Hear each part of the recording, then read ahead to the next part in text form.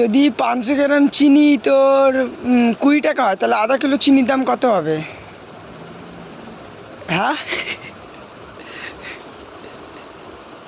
500 গ্রাম চিনি যদি 20 টাকা হয়, আধা কিলো চিনির দাম কত হবে? কত? 15 জোরে বল। 15 টাকা। ঠিক তো, হ্যাঁ 500 গ্রাম চিনি 20 টাকা, আর আধা কিলো চিনির দাম। না হিসাব করি। বল।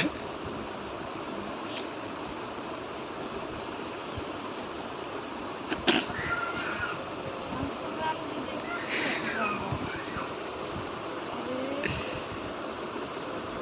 40 টাকা।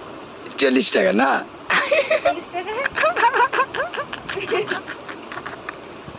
20 টাকাই হবে। আধা কিলো মানে তো 500।